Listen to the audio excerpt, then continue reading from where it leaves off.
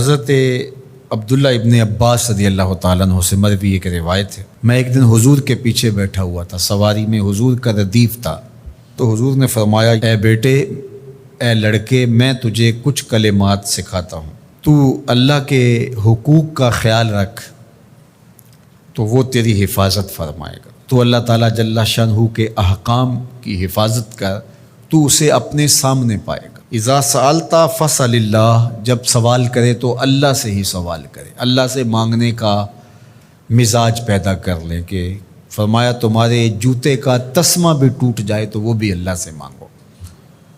ضرور بازار میں جاؤ دکاندار سے، لیکن حقیقی طلب اللہ سے ہونی چاہیے۔ بات بات پہ اللہ سے سوال کرو، بڑی سے بڑی چیز بھی اس سے مانگو، چھوٹی سے چھوٹی چیز بھی اسی سے طلب کرو۔ ہماری ساری ضرورتوں کا کفیل ہمارا رب، ہمارا مالک ہے۔ تو دوسری نصیحت یہ کی کہ جب تو استعانت طلب کرے، مدد طلب کرے، تو اللہ سے ہی استعانت طلب کرے۔ وعلم، اور جان کہ اگر ساری امت، سارے لوگ، پوری قوم جمع ہو کے تمہیں فائدہ پہنچانے کی کوشش میں لگ جائیں تو تمہیں وہی فائدہ پہنچا سکتے ہیں جو تیرے لیے تیرے رب نے لکھا ہے۔ اور فرمایا وَإِنِ اجْتَمَعُوا عَلَىٰ أَن يَضُرُّوكَ بِشَيْءٍ، اور اگر تمہیں نقصان پہنچانے کے درپے ہو جائیں، لَمْ يَضُرُّوكَ إِلَّا بِشَيْءٍ قَدْ كَتَبَهُ اللَّهُ عَلَيْكَ، تو تجھے صرف وہی نقصان پہنچا سکتے ہیں جو اللہ نے تیرے لیے لکھا ہے۔ سارا زمانہ بھی مخالف ہو جائے، تیرا کچھ نہیں بگاڑ سکتا۔ ہاں، تیرے مقدر میں اگر کوئی چیز، کوئی بگاڑ لکھا ہے تو وہ ہوگا، اس کا ذریعہ وہ بن جائیں گے۔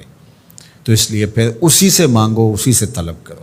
رفعت الاقلام وجفت الصحف، جو لکھنا تھا اللہ نے لکھ دیا، لکھنے کے بعد قلم اٹھا لیا گیا، اور جن صحیفوں پہ لکھا تھا وہ خشک ہو گئے۔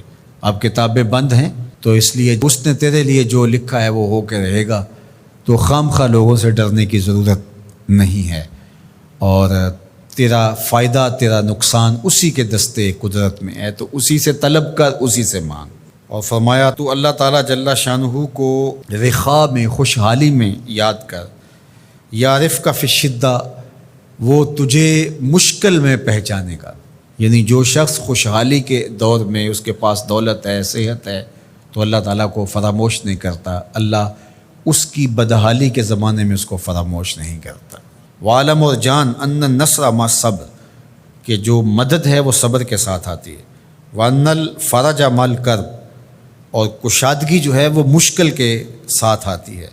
وان مع العسر یسرا، اور سہولت جو ہے وہ مشقت برداشت کرنے کے بعد آتی ہے، تنگی کے بعد فراخی آتی ہے۔ پہلو مشکل پھر تمنا، پہلو کنڈا پھر پل، شاید مگروں پہلو مکھیاں ڈس دیاں ڈنگ والیاں۔